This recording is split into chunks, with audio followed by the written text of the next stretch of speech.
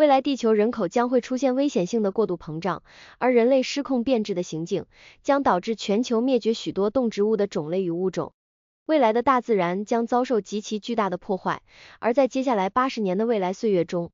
全球也将因此出现无数灾祸、疾病以及瘟疫。同时，人类身上自远古以来就存在的各种增生性疾病也将越来越频繁的出现。这些疾病会失控变质，侵害身体细胞与骨骼细胞，而且往往无法治愈。这类增生性疾病的出现将会急剧增加，并且不断恶化，越来越严重。在接下来80年间，一种未来式科技与机器人技术将被发展出来，而从中在新千年初期将诞生一种起初虽然带来好处，但后来却会带来严重灾害的人工智慧。正如我所说，这项技术在短时间内虽然会给人类带来一些好处，但不久之后就会带来重大的、轻率而失控的灾难。地球人类很快就会失去对这项技术的控制，而随后便会出现巨大的灾祸，尤其当人工智慧与那些陷入自私、毫无责任感又病态渴望名声的人类合作之后，将会产生快速进一步发展的结果，也就是安卓人。这些安卓人将具有自行发明与自主决定的能力，并最终转而对抗地球人类。未来不理性的膨胀并急速增加的人类数量，也将大范围导致自然界栖息地的丧失，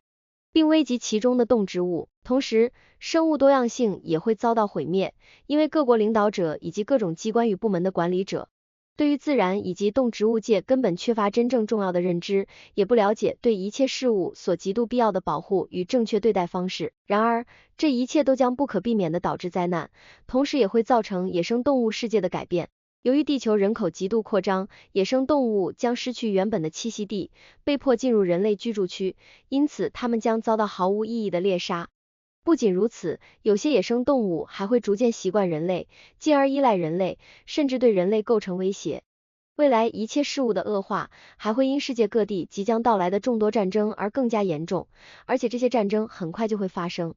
他们将由那些迷恋权力的人所引发，而这些人则是被各国人民轻率且愚蠢地选为国家领导人的。正如过去曾经发生过的一样，这种情况很快又会再次持续下去。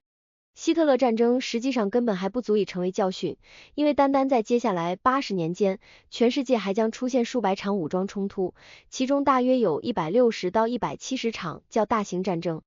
尤其很快就在韩国，接着又会在越南爆发大规模战争，欧洲各国则会为了自身的不利而逐渐纳入一种独裁体系之中，而那些独裁国家之后将整体性的、带有偏向性的以金钱与武器敌对苏联并投入战争。而那时苏联将被称为俄罗斯。然而，大多数未来的邪恶冲突将发生在非洲、亚洲以及中东地区。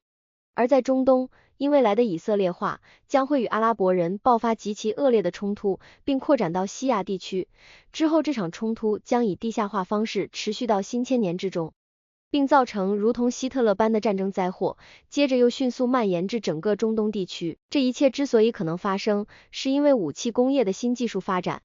使得装载爆炸物的飞弹能够跨越数百甚至数千公里在空中发射，并在目标地点造成极其巨大的破坏与大量死亡。此外，还有其他未来式飞行武器的战争方式，这些武器不是自动寻找目标，就是由人工操控，并带来死亡、毁灭与破坏。而且，如同中东那位类似希特勒的人物一样，在美洲也会出现一位类似独裁者的人物，并将战争与恶劣恐怖行动散播到世界各地。同时，他邪恶的作为也会推高犯罪与罪恶行为，尤其是性侵犯罪，以及许多由犯罪组织成员所犯下的谋杀。这些组织在战争行动中也会以战争罪行的方式强暴妇女、少女与男孩，而这种情况也将刺激社会中许多具有强暴倾向的人。特别是社会中的强暴犯罪将极度增加，而各年龄层的女性与女孩将成为性暴力的主要受害者。从下一个千年的第3个10年开始，这种情况将会严重增加到司法机关不得不为容易遭受性侵的人制定特别保护措施的程度。恋童癖也会与此相关，而且在接下来几十年间就已经会大幅增加，但也必须清楚说明，强暴的加害者与受害者可以是任何年龄的人，也可以是任何性别的人。未经同意的强暴是一种性暴力，而这种暴力形式极其多样。甚至旁人恐怕连做梦都无法想象。许多受害者会先被彻底弄得毫无反抗能力，例如被下药麻醉与绑住，而另一些受害者则会被殴打、打昏，或以其他方式使其陷入无助状态。强暴的加害者与受害者都可能是任何性别与任何年龄的人。在这类事件中，施暴者会依照自身的变态程度，采取各种不同方式来满足性欲，例如进行特定的阴道、口腔或肛门侵入。在一般情况下是使用生殖器，但在更具虐待倾向的情况中，则会使用各种物品，而这些往往会造成极度痛苦的伤害。这种情况甚至会发展到那些堕入虐待狂的人会对受害者施以折磨，并以各种物品侵犯其生殖器与身体，因此这类强暴尤其痛苦，并会造成极其严重的伤害。通常所有由虐待狂施行的强暴都会给受害者造成长期甚至终生的医疗创伤。而即使是一般的强暴，如果受害者无法消化整个经历，也会引发心理创伤，而且往往会持续一生。如果情况如此，那么就很容易出现所谓的跨世代创伤传递，也就是在生育之后，未被处理的创伤经验会以通常无意识的方式传给下一代。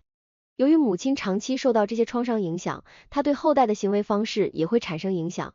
使得后代经常受到恐惧困扰，并与他人产生不愉快冲突，而这种负面状态又可能继续遗传到下一代，并造成极其严重的问题。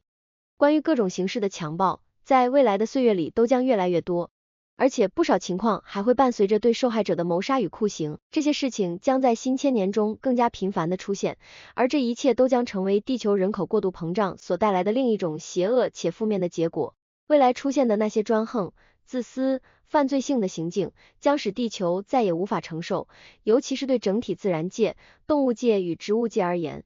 各国领导者以及其政府机关、办事处乃至地方机构中的公务人员都不会真正采取任何值得一提且具有控制效果的措施来阻止这种完全不负责任的人口过度增长。他们整体上也不会真正对抗那些破坏性的、变质的犯罪与恶行，那些针对地球、自然以及动植物界的未来破坏行为。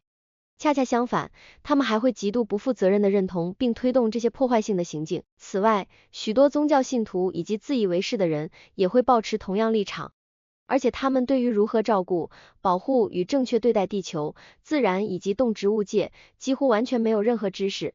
即使是受过专业教育的人，在未来也只会拥有不足够的知识，顶多只懂一半正确的东西，而这根本不足以用符合自然法则与真正正确的方式去保存地球、自然、动植物界以及所有生命。因此，未来不会出现真正有效的地球保护与自然保护措施，只有一些小型协会与组织会做出不足够的努力，但他们就像西班牙虚构乡绅堂吉诃德 Don Quixote 中的人物一样，如同在与风车作战。这些努力的人不会像那位幻想自己是游侠骑士的人那样失去理智，也不会像他与侍从桑丘潘萨 Sancho Panza 四处奔走一样，到处向国家权力者与政府机关陈情，希望实现自己的目标。那些真正努力维护正确事物的人将会遭到忽视，因此地球与自然将大范围被破坏，而大量动植物物种也将被消灭。在即将到来的新千年中，每年几乎会有6万种生物灭绝。那么，除了先前提到的，在新千年中特别因地球人口过度膨胀而导致越来越严重的强暴问题之外，在接下来80年间，还会出现许多其他事情，而这些事情也将在未来岁月中带来巨大灾祸。情况真的会变得很糟，而且是以一种疯狂的方式发展。在各种自以为是者与贪财者的指使下，人们将研究、发明并制造出各种新的有毒化学物质与致命毒物。之后，这些产品会被极度不负责任的广泛使用，尤其是在农业、园艺、私人花园、自然景观地区，以及家庭、浴场与私人用途之中，从而导致各种昆虫、害虫、其他生命形式以及植物的大量灭绝，因此整体生物多样性的许多物种与种类也将面临消失的危险。光是这一点就会造成极其巨大的损害，因为生物多样性对所有生命而言都极其重要，包括所有爬行的、飞翔的、行走的、飞行的与游泳的生命，而地球人本身也包括在其中。然而，地球人更准确地说，是大多数人以及那些国家领导者与政府机关负责人却阻止了对地球自然、动植物界所有生命必要事物的保护。相反的，由于他们的无知与愚蠢，他们不但任由这些东西被消灭与破坏，甚至还亲自推波助澜。未来，这将充分证明所有高层与低层国家领导者、各级官员乃至基层政府人员那极其可怕且缺陷重重的智力状态。他们总是假装自己无所不知，并且傲慢、自以为是的试图推行不合理的法律、规则与规定。而那些渴望统治、极端自私、想高人一等、迷恋名声以及沉迷权力的人，也会全力借此剥夺人民的自由。同时，人民还会被迫依附于国家、金融机构与富人，以及本国的杀人组织，而这种组织会以义务形式强迫人们去杀害陌生人，将人射杀，并摧毁他人的家园。而且，这一切都遵循着既定模式，就像让自己被其他外来杀人组织的成员谋杀并枪杀那样。而在此期间，国家领导人、高层大佬及其爪牙等却安然无恙地蜷缩在绝对的安全之中，在美酒佳肴的陪伴下，毫无顾虑地享受着生活。而那些被迫服从、愚蠢至极的人，却不为自己的个人自由、立场与意见而反抗，反而被迫因参与这种杀人组织而彼此打破头颅或遭到射杀。当然，也有一些与那些安坐安全之中的好战国家领导者志同道合的人，因此那些愚蠢之徒会满怀兴奋地作为本国杀人组织的一员投入战争，因为他们本身就对杀戮、屠杀与破坏感到极大快感，而且这一切还受到国家认可，因此不会受到惩罚。对这些杀人性格的人而言，他们的自我价值感是如此运作的，他们杀害与射死的人越多，他们那病态的自信心就会越加膨胀。不过还是回到我之前所写的事情，那些负责人，而这里所指的，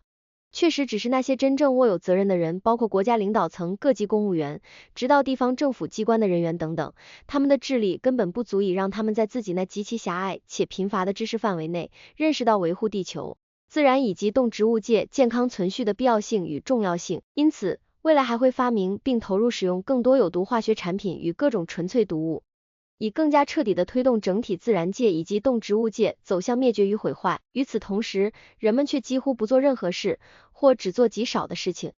来至少勉强维持最基本的生命存续。因此，从接下来的几十年开始，并持续延伸到下一个1000年的漫长未来，各种有毒化学物与毒物的发明，以及它们以千百种方式被犯罪性地运用于自然界、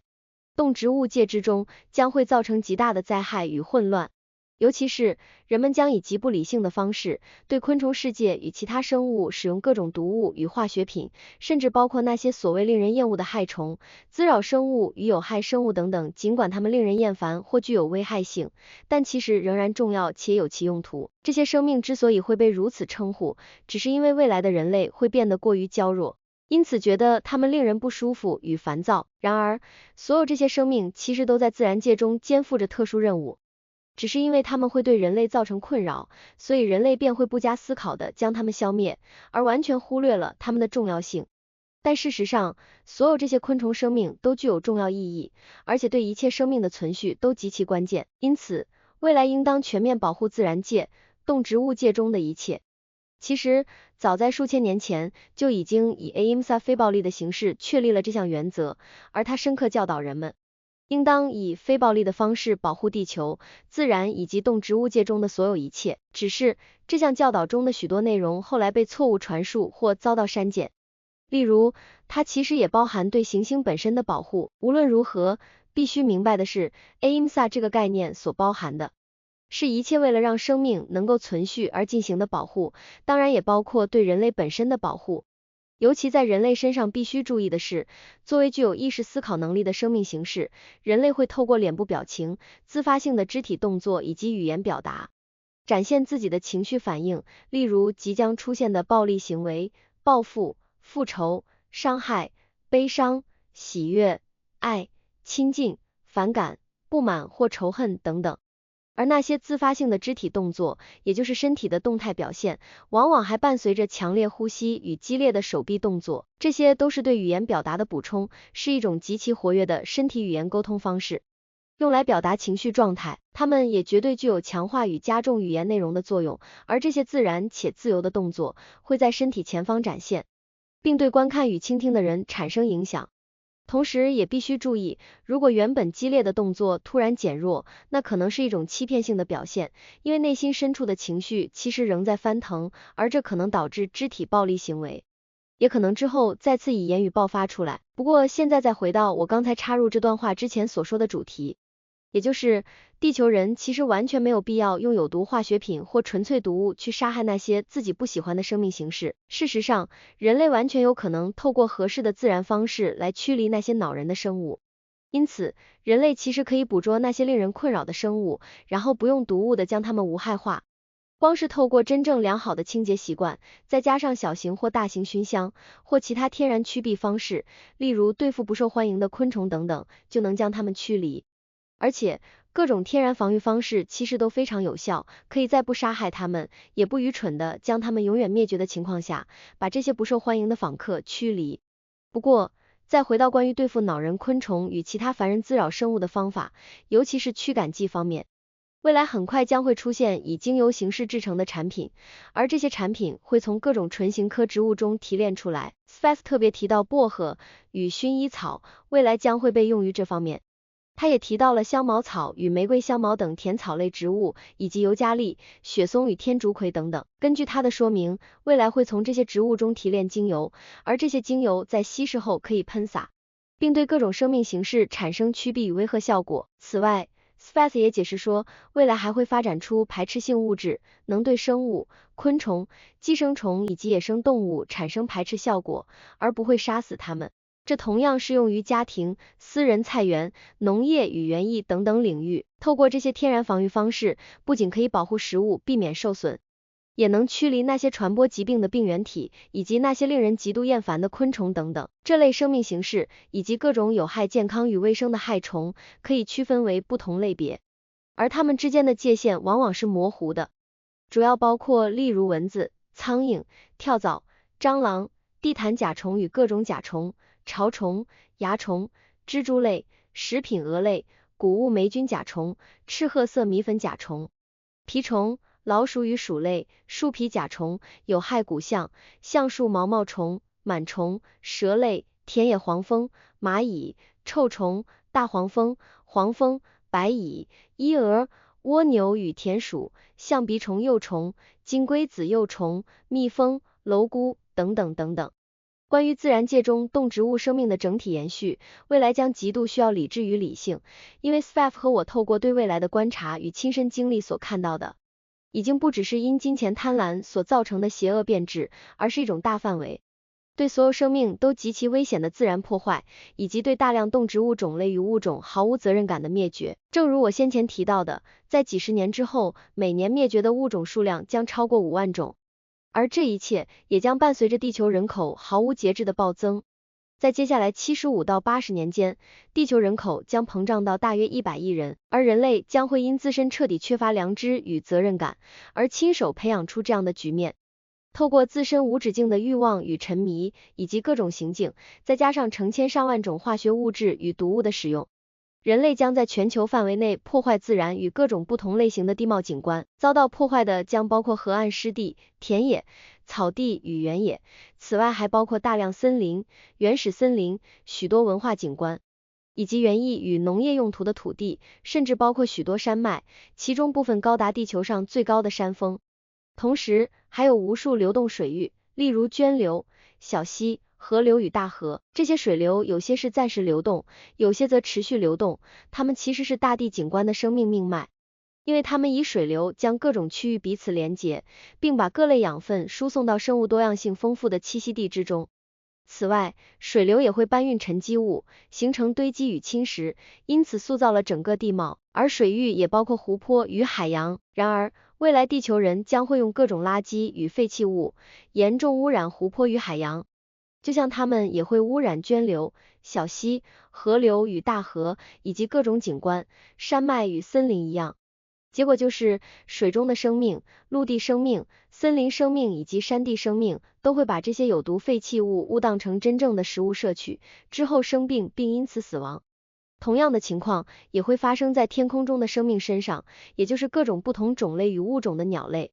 它们会吞食那些被人类随意丢弃在自然界中的垃圾，尤其是各种塑胶制品等等，最终因此死亡。而且，连地下水也将受到影响，地球人会把地下水污染到极深的地层，而这些地下水连同各种露天水域，原本都是提供生命所必需水源的重要来源，不只是供人类使用，也供动物、各种生物以及自然界与动植物界所有其他生命形式使用。未来，尤其是上层地下水，将会因各种化学物与纯粹毒物而遭到污染，结果就是人类以及自然界与动植物界的整个生命世界都会受到化学与有毒物质的污染，进而生病，终生受苦，甚至死亡。而所有这些各式各样的毒物，以及同样具有毒性的化学产品，未来也会污染所有在自然界中栽培、种植或播种的谷物与食物植物，例如各种蔬菜、苹果、梨子、樱桃、李子、西梅、葡萄、桃子以及莓果等等。甚至连那些生长在土壤中的食物，例如块根类蔬菜等等，也会因地面植物暴露在风雨中的部分而受到毒物污染。然而，这一切都将被化学制造商与毒物制造商刻意隐瞒或淡化，而那些负责监督的政府机关也会如此。未来，这些机关还会允许各种毒性物质被广泛施用，而这种事情往往还会透过贪污腐败来进行。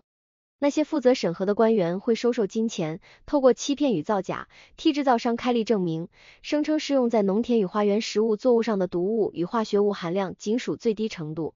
而且，很快就会出现这样的情况，人们会被允许在粮食栽培中施用化学品与毒物，并被宣称这是安全无害的。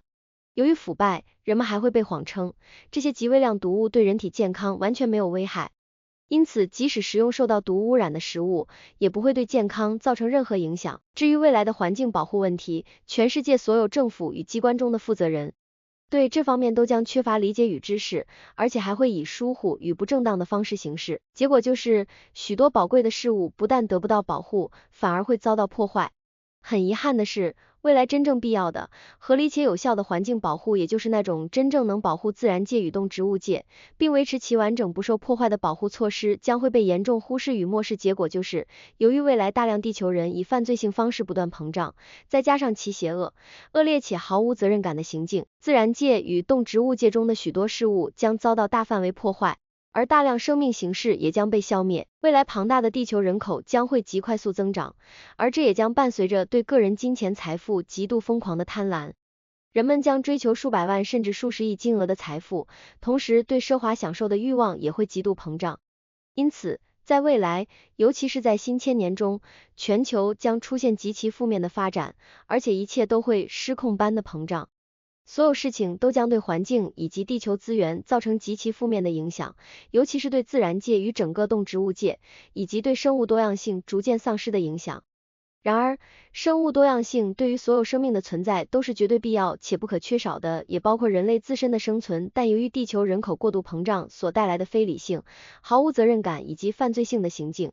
将会对地球与所有生命的存在造成如此巨大的压力，以至于所有事物都会遭受严重破坏，而且再也不可能恢复到原本的状态。最终，一切将导致大量种类与物种的大规模灭绝。此外，一种未来式的新技术——人工智慧也将对此产生影响，它会在下一个千年中公开出现，并最终有一天反过来对抗地球人类。事情将会如我所说那样发生，因为我曾与 Sfath 一起看到并亲身经历这一切，那是在我们共同探索未来时所见到的。我们看到，地球以及整个自然界与动植物界所承受的压力，不但不会减少，反而将越来越巨大，因为地球人口将失控、不受阻止的持续增长，而且还会以不理性、犯罪性与破坏性的方式不断膨胀。之所以会如此，是因为全球整体人类将变得完全缺乏理性，并且透过强暴、轻率行为、不理性以及纵欲狂欢等等私人行为，不断制造出过度膨胀的地球人口。然而，这同时也将是统治阶层的责任，因为他们会透过生育补助金等方式，鼓励与操控人们生育更多孩子，使女性生下更多后代。如此一来，一方面国家能从人口中获得更多税收，而这些税金之后又会被统治者毫无意义的浪费掉。另一方面，这也将导致极其严重的问题，以及地球人口的大爆炸。而世界各地许多统治阶层不负责任的行径，也将对地球、自然界与动植物界，以及大量物种与种类造成极其严重的破坏。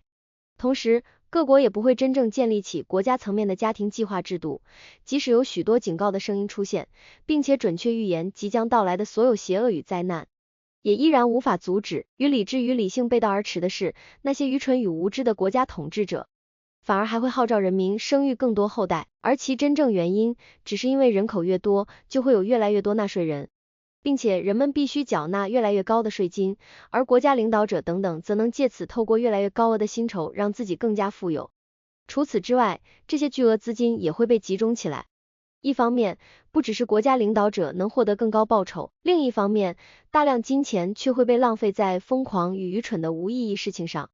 尤其是还会耗费极其庞大的资金用于武装那些杀人组织，也就是军队，这也是为了资助战争、偏袒支持战争，或是出于懦弱与无法预测的恐惧，而以防万一的维持一支军事力量。然而，这些巨额资金原本应该被用来促成真正的和平、真正的人民自由，以及用来帮助那些真正急需国家援助，甚至本来就应该免除税负的人民。而且，那些如今以及未来仍会愚蠢至极的投入并浪费在杀人组织上的庞大资金，其实有一部分本来可以被用在真正有价值且合理正确的事情上，例如必要的自然保护，以及对地球、自然界与动植物界的保护。因为在接下来几十年以及新千年中，这些都将因地球人口过度膨胀的疯狂行径而遭到极其严重的破坏，甚至大范围灭绝。尤其是在新千年中，那些在未来几十年以及新千年期间被人类愚蠢的几乎彻底破坏的地区，将急需进行生态复育。如果人们真的愿意投入资金、劳力与努力，许多地方其实还有机会被挽救，而不是把资源浪费在愚蠢、反和平的杀人组织以及其他无意义的事情上，尤其是浪费在任何形式会夺走生命的事物上。未来，一切生命与人类自身的存在都将越来越危险，尤其是在新千年中更是如此。因为所有犯罪、罪行与暴力行为都将持续恶化，变得更加邪恶、更加残暴、更加堕落。由于地球人口在接下来80年间以及新千年中的巨大膨胀，犯罪与罪行将大幅增加，而且许多都会以团体、组织与犯罪集团等形式出现，但也会大量发生于个人层面。未来将出现更多谋杀事件，包括家庭中的家暴杀人，而家庭暴力也会越来越普遍。同时，不和、仇恨与报复行为也将增加。此外，一种蔓延全球的毒品犯罪交易也将出现，并造成数百万毒瘾者。各种犯罪与罪行将逐渐发展成有组织的团体与犯罪组织，而暴力将变成日常现象，尤其从新千年开始后将愈发严重。而且，犯罪者的年龄将不再主要是成年人，而会越来越年轻，甚至延伸到孩童年龄层，因为大多数人类将变得冷漠且毫无责任感。这一切将不可避免的发生，而且从接下来几十年开始就会逐步展开，并在进入新千年后更加变本加厉。因此，在未来几十年间，这种情况会逐步建立起来，而在千禧年交替之后，尤其会发展到这样的程度，大多数社会民众将不再关心真正的正直与诚实，因此也无法成为孩子、青少年与未成年人的榜样。而且，正如 Sfath 与我在未来所观察与看见的，人们将普遍不再对他人抱持尊重与关心，因此，即使有人在街上受伤或倒地身亡，路人也会冷漠地直接走过去，不会伸出援手。相反的，当灾难发生时，却会迅速聚集大量爱看热闹的人，他们会张着嘴，忘我的死盯着灾祸现场，带着病态般的好奇观看，但却完全无法产生任何真正的人性反应，也不会出手帮忙。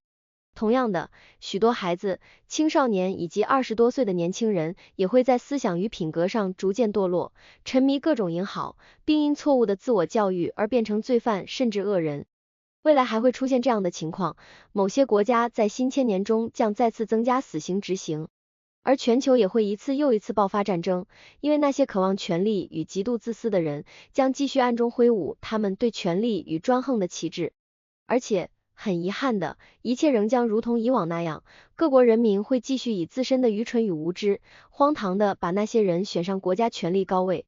那些人沉迷于自己的傲慢、自大、自恋、自负、狂妄、虚荣、目空一切、自我陶醉、妄自尊大、权力狂热与高高在上的态度之中。此外，在接下来几十年以及新千年中，还会大量出现无数谋杀、家庭暴力以及高层圈子中的淫乱行为，这些现象甚至会蔓延到许多政府领导阶层、王室、官方机构、经济中心与艺术圈之中。而且还有一件事是绝对确定的，那就是无数人的愚昧化与道德堕落将会扭曲未来，并且以病态方式深深影响大部分人类社会。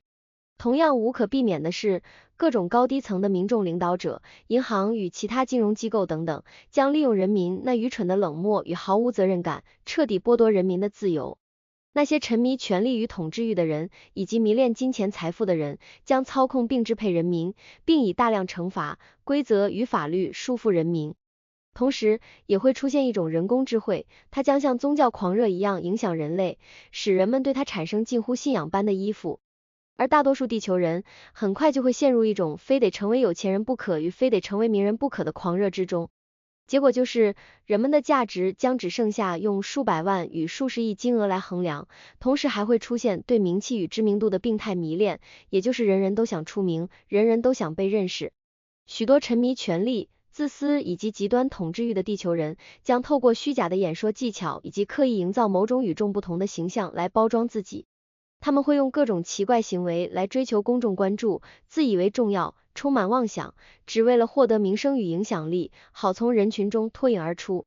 而这整套夸张又显眼的行为，其实是一种精神上的妄想病。Spath 是这样定义的，并进一步解释说，大批智力低落又容易受骗的人，将会崇拜这些渴望统治、渴望成名以及病态自私的妄想者。那些能够进一步思考，并以理性眼光看待未来的人，对未来负面发展所提出的警告，在接下来80年间不会有人愿意倾听，而之后再过80年也依然如此。即使真正具有智慧、能够现实思考与理解的人，不断警告人们，人类正透过各种无意义的事情让自己变得愚蠢，而不是去从事真正有益于身心与知识成长的学习与活动，但情况依然不会改变。相反的，在未来接下来80年间，以及之后在接续的80年间，大部分地球人将变得极端冷漠且毫无责任感。大量人群将精神空洞化，实际上大规模的变得愚昧，并沉迷于各种体育赛事。他们会大声欢呼，喊到声音沙哑的对运动员吼叫，崇拜、偶像化，甚至近乎膜拜那些运动员。而不是把时间花在发展自己的意识成长与能力上，或锻炼自己的理智与建立真正的理性，以便让自己的意识与人生走上正确道路，并以真正和平、正直且有价值的自我思考方式生活。然而，未来许多人却会做出完全相反的事情，因为无数而且智力低落的人将完全被人工智慧压倒。他们不仅会因宗教信仰而失去独立思考能力，未来还会愚蠢地透过某种科技通讯装置，把大量时间毫无意义地消磨掉。而那些时间本来是可以用来学习知识与培养人生能力的，结果将会变成那些提出警告的人会遭到伤害、迫害、辱骂，甚至受到恶意的死亡威胁。因为对他们而言，就像自古以来一样，所谓的言论自由根本不适用，尤其是当他们提出令人不舒服的真相与警告时，更是如此。因为这些话将不会受到许多人欢迎，尤其是那些民众领导者以及其追随者，甚至包括那些像狗一样服从与屈从于权力的人。他们同样渴望权力，就像那些位居最高层的人一样。不过，关于这件事，我还要再说几句。未来的地球人类尤其不会重视对整个地球以及自然界与其全部动植物界的全球性保护，而当有人提出这个问题，例如指出未来野生生命的自然栖息地将遭到破坏时，所有掌握人民领导权的人、国家领导者以及他们从中央到地方各级代表的耳朵都将完全封闭。一方面如此，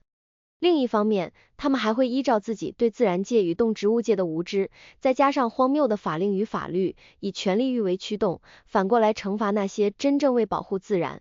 动植物界、地球、大气层与气候而去做正确且必要事情的人。此外，未来世界也将极度迫切需要实施全球性的受控生育停止，以减少庞大的地球人口。然而，国家领导者与其各级代表直到地方政府都不会理性的采取任何措施。相反的，他们会以愚蠢的宗教信仰狂热，依照你们要生养众多这句宗教口号行事，而不是推行真正有效的生育控制制度，把人口限制在地球所能承受的范围内。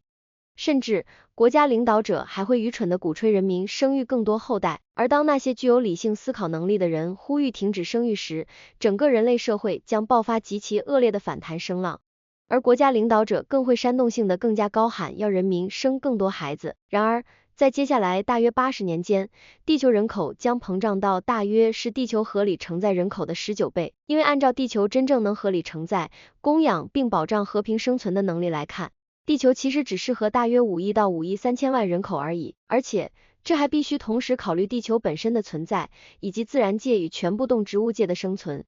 未来接下来80年间，所有对地球本身的破坏，对自然界的摧毁，对动植物界的灭绝，对大气层的污染，对气候的破坏与气候变迁，以及海洋与水域污染等等，全部都将是人类自己造成的恶果，而且是由庞大地球人口的犯罪性与破坏性行径所导致的。